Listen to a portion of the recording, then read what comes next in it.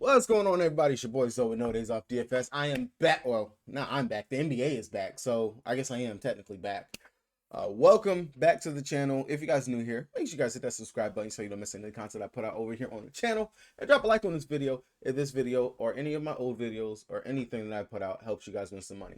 As you guys can see on the screen, during the All-Star break, I had to dabble into hockey, college basketball. Your boy even been sitting here playing esports. Like I've had no choice but to play other things to just get the gambling going on. Like I said, been playing around with esports and different stuff to play. But last night for NHL and for college basketball ended it on a pretty good win. All these plays, specifically just because these are not my forte, I was posting them on Twitter for you guys, and I'll continue to post some of these things on Twitter, especially my favorite plays and stuff for like hockey and college basketball. Definitely think that I might have found a system that works for me in regards to researching it. As you guys know, a lot of sports trying to cover everything. You become good at one thing, and then you gradually increase your proficiency at other things. And that's what I tried to do during the All-Star break. I know, I was clowning a lot of it on Twitter, on X and stuff like that, but I was learning. I was in the background learning more about these games, more about the stats to look at, things like that. So hopefully can keep that rolling. I already put out a list of some hockey plays that I did like for today, or as I like to call it, ice soccer. But definitely, if you guys look for that stuff, check the link down description below for the Twitter or for the Patreon. I'll post those things up there on the Patreon and on Twitter as well. But definitely check that out if you guys are looking for more content such as that. Now, back to the main program that is at hand. We have the NBA back after the All-Star break. Honestly, how did you guys enjoy the break? Did you guys even enjoy the All-Star game this past week? Because I'm gonna be honest, I did not personally enjoy what I saw for the All-Star game itself. I was a little confused on why they got rid of the target score thing. I think that they should have definitely kept that. Maybe for those of us that wanted a competitive-ish game, just something decent to watch, that definitely might have helped. But I do understand from the aspect that it's a break for these guys. They're not going out here really trying to play super hard, hurt themselves or anything like that, because it's time for them to recoup, recover, all that other stuff, so on and so forth. So I get it to an extent. There's some things that I definitely do feel like All-Star break, the theatrics and stuff could have been better. Especially everyone's favorite topic, the dunk contest. I didn't mind the dunk contest. The problem that is truly with the dunk contest is just the players are not putting enough umph into it. Like when you go up for a dunk, you come down in game, you guys are screaming, you're flexing, you're doing all these crazy things in the games and stuff. But dunk contest, doom, that's it. Like you're walking away like, yeah, it's no theatrics with it. So if you guys were more hype about your dunks that you're performing, you're doing, I think that might help a little bit. Maybe have these guys have an acting coach there or something might actually help in regards to getting people into it. Because right now, of course, the 3-point contest, that's the big thing. Seeing these guys go out here and shoot. Of course, but the Sabrina and Steph, that 3-point contest, I didn't mind it. Definitely was rooting for Sabrina. You guys know I love the WNBA, very avid supporter of it, and cover it very well. So to see her go up there, and of course, people not know who Sabrina Ionescu is, which is just crazy. It's like you're living under a rock. But to see her go out there, she performed. I definitely think the contest was a little awkward, and the NBA could have got a much better belt if that's what they were gonna do. How do you come out with like a plain belt?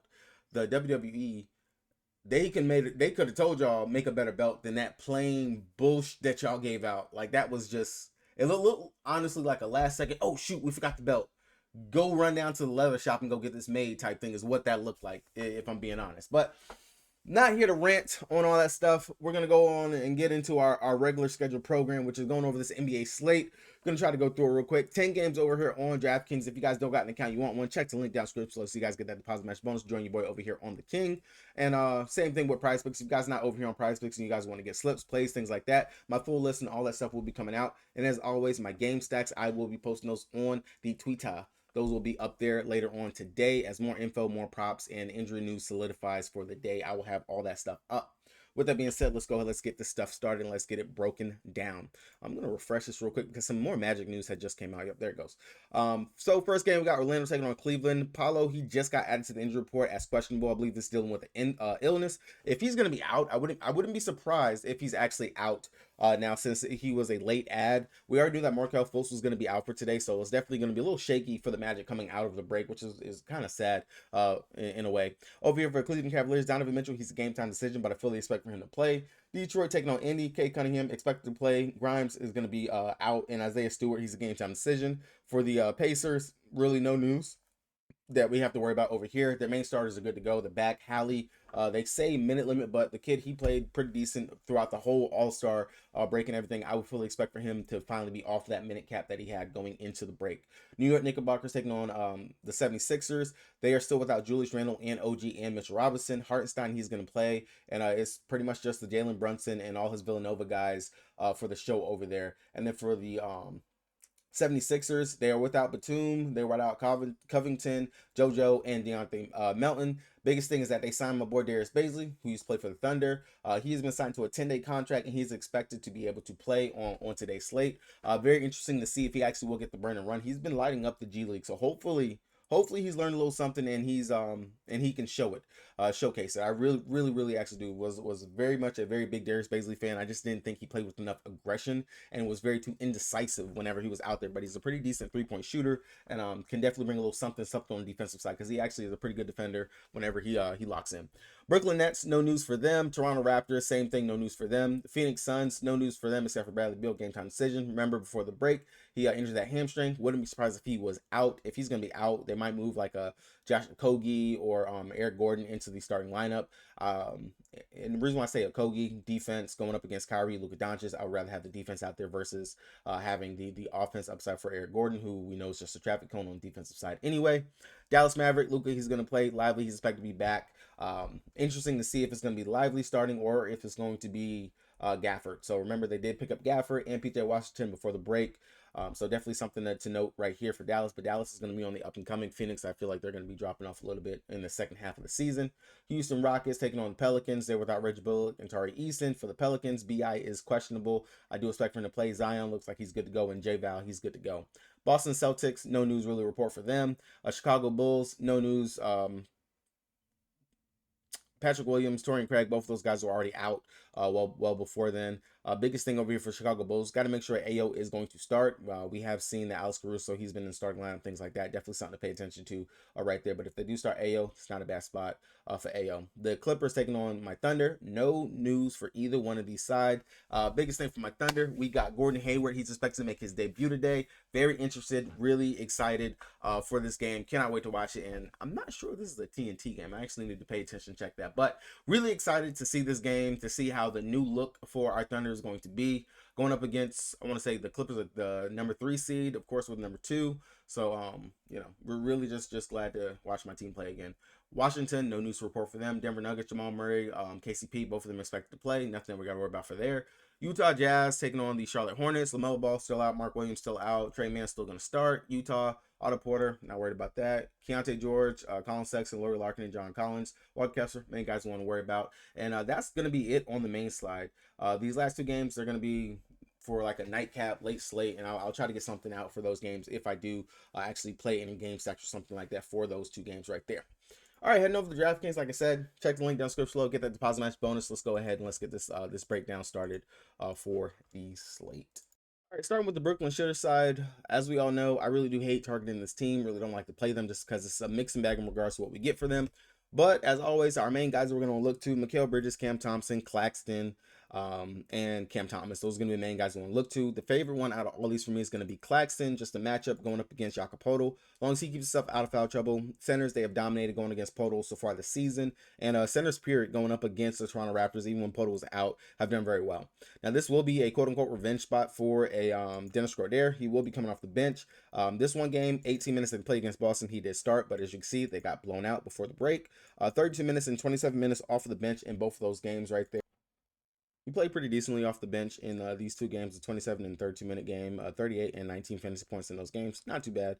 Definitely something that you can consider, considering that he was traded from the Raptors and now is on the Brooklyn Nets. But outside of that, like I said, main play is going to be Claxton for me over there. On Toronto Raptors, Scotty Barnes, RJ, Quick, Poto, Kelly Olynyk. He is getting some pretty decent run over here for them as well. 7 minutes in that last game against Indy. That's all right. But going up against Spurs 21, and I want to say, I think he played in that game against Cleveland. But not bad. But the real players that we're going to want to get over here is going to be quickly Scotty Barnes and RJ Barrett.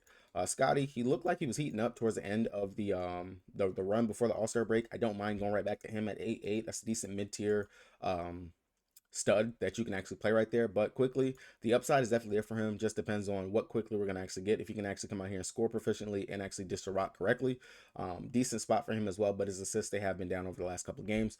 So definitely something to consider. GPP options, nobody over here is like, yes, I have to play them. Now, one player that does stick out to me just because he has been getting run, and he was getting run before they went to All-Star break, is Grady Dick.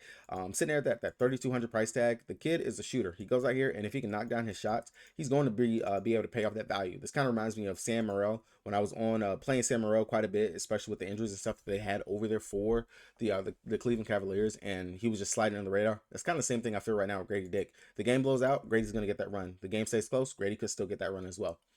Going over here to Detroit Pistons, taking on the Indiana Pacers. Cade, he's going to play. Don't mind paying up for Cade at 7'6". Opposing point guards, they've actually done pretty well going up against Indy. Not a bad spot. If he can keep himself out of foul trouble, he definitely has triple-double upside in this position. At 7'6", we know the price tag definitely can get up there into the high and mid 8K range for Cade. 7'6" is a pretty decent price tag for him. I don't mind that. But I will say I do like Jalen Duren. This matchup going up against Miles Turner, not a bad spot. Hold on.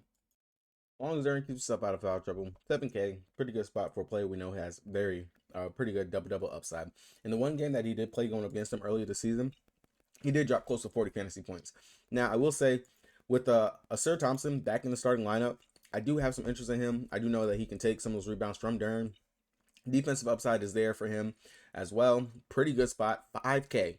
If you're going to tell me he's going to actually go out there and play 25 plus minutes, I love this price tag for him at in this game. Fast pace, back and forth, should be able to get the rebounds, the shots, all that good jazz. Like, this is a pretty decent spot for him as well. Now outside of that, last player I really would have some interest in is going to be Fontecchio. They acquired him from the Jazz before the trade deadline. Played in those last couple games, 35, 20, 25 minutes in those games. They got him out there to be a shooter. He's shooting. Pretty much looks like he's the new Bogdanovich out there for him. 45K. If you're going to tell me, land on him, he's going to at least give me about 20 plus fantasy points. I'll take that. Not bad at all for him right there. But the upside is definitely there for him. Two favorite plays over here from the Pistons for me is going to be Duren and it's going to be Asir. And then after that, Fontecchio, Cade Cunningham, Jaden Ivey.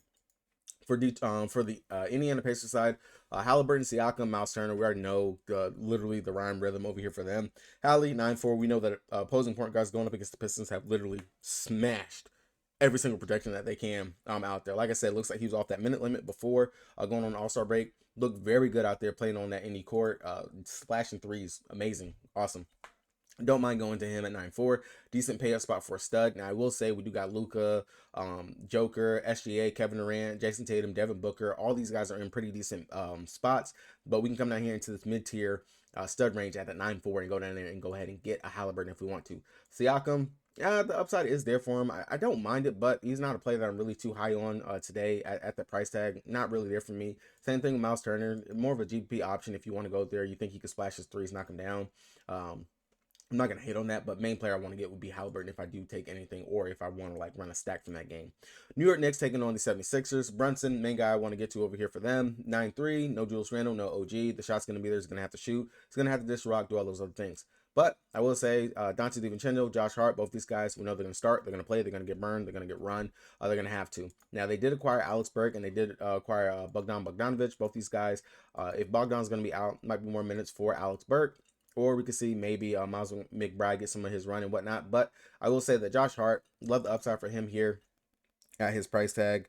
Don't mind him. Donovan Mitchell, he was president shoot around, so he should be good to go and play today. But Josh Hart, don't mind going down here to him if you want to get down here to that. But I'll say Brunson be the main player that you want to get to. Kind of in that same boat like Halliburton. You have these decent studs that are in pretty good matchups, and also on top of that, cheaper than those crazy high price studs that you can just come down and get to instead.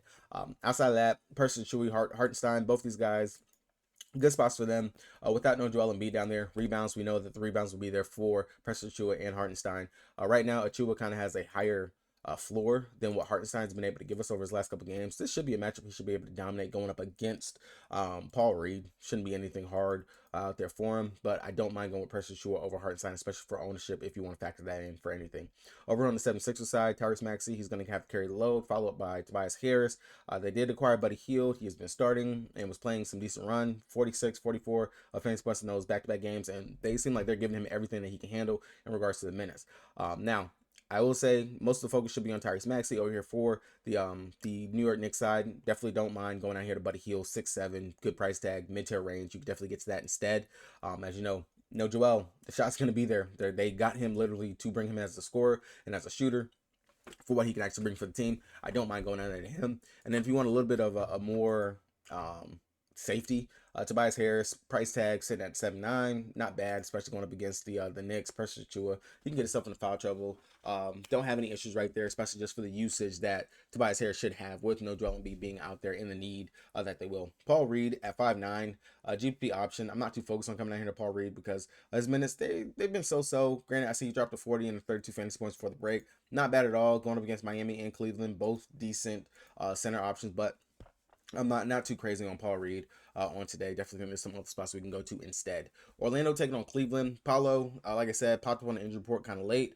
Definitely, if he's going to be out, Franz Wagner, he'd be the main guy that I'd want to go to if this game was to somehow be able to stay close. I wouldn't imagine that it would. Now, if Paulo is to be out, then I would imagine we will see some more minutes for Jonathan Isaac, maybe some more minutes for Joe Ingles off the bench. But outside of that, the Magic are just so tricky in order to figure out. Marco Fultz isn't going to be playing. We already know they will start Anthony Black. Don't have any interest in Anthony Black at all whatsoever. 3,200, I don't care. He will get run in a blowout, but not anything that I'm super crazy that I have to go ahead and play him.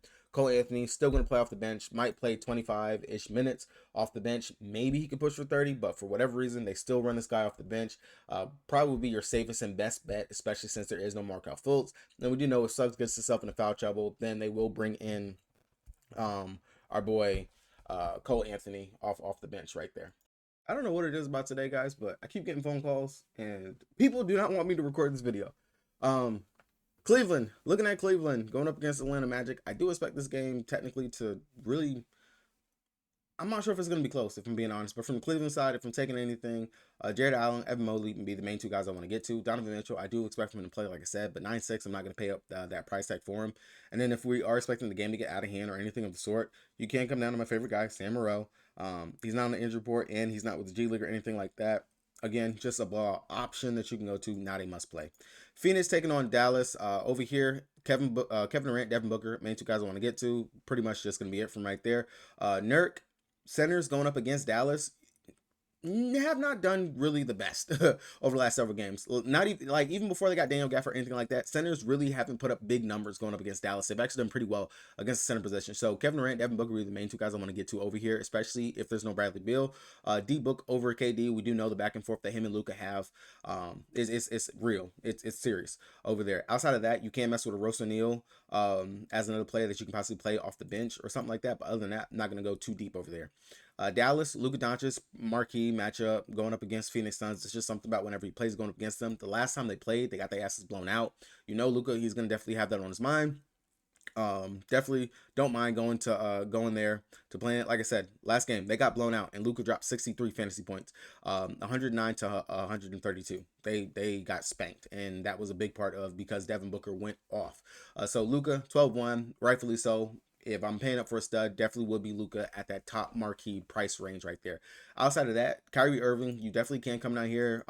It's a really good 1-2 punch between both of them being out there. I don't believe that Kyrie played in that game going up against him. No, he did not. So you definitely can come down here, save some money, come down, go to Kyrie. Not bad at all. Outside of that, Daniel Gafford, I'm not going to mess with that off the bench. 23 minutes, I know he can go out there and put up some numbers, but I'm not going to force it by any means. PJ Washington, if he is starting at that power forward spot, definitely I could take a gamble Campbell at him at 5'2". Don't mind that, but it'll mainly be the main two studs over there for Dallas that I want to get to.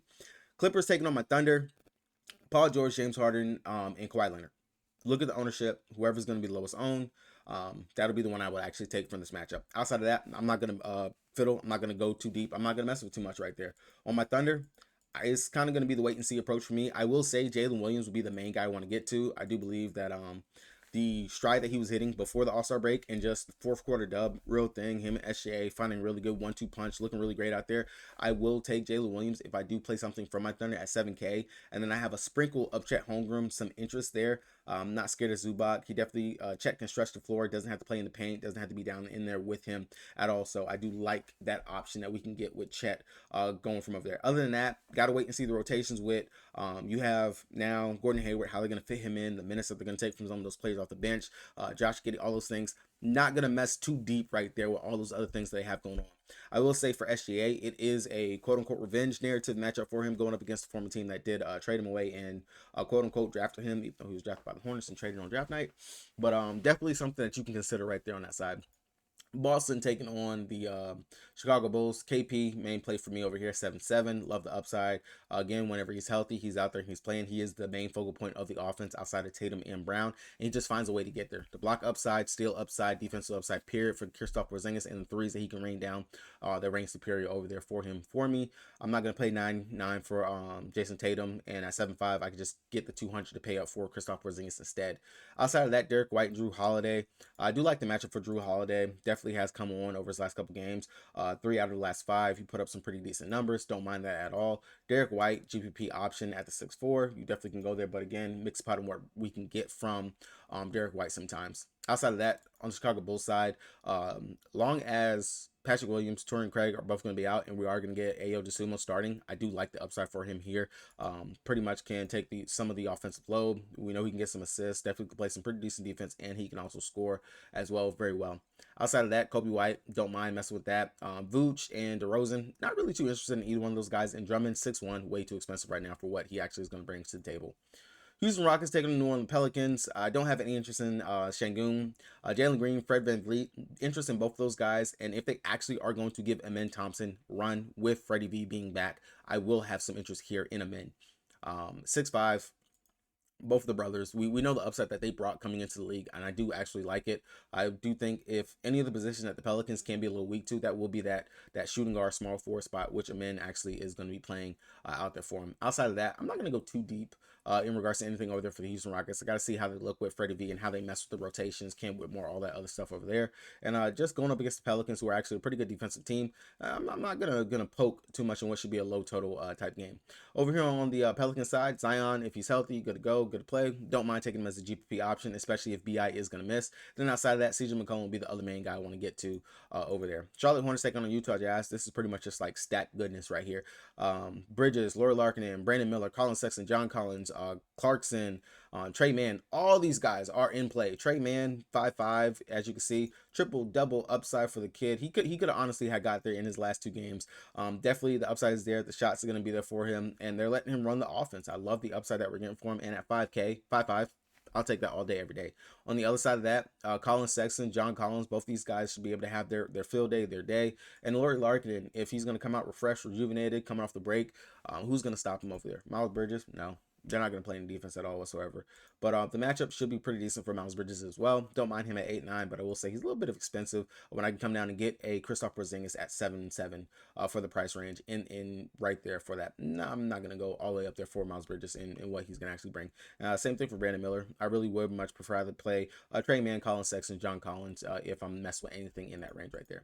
Last but not least, Washington taking on Denver. Should be a wash of the game. Again, Washington, we know they're not really playing for too much, but I will say Denny Avdia, he's been playing pretty well over his last couple games. 6'8", dropped 71.25 fantasy points against the Pelicans. I'm not going to expect that again. Maybe the 30 to 40-ish range in regards to what he can actually do. Kid has been balling over his last couple games. Really just a GPP option for me. And over here on the Denver Nuggets side, the Joker, nobody's stopping him over here. Like, literally. Bagley? No, not happening. If Jamal Murray's going to be out, maybe I'll have a little bit more interest in the Joker, but I would much rather just pay up for Luka on the slate.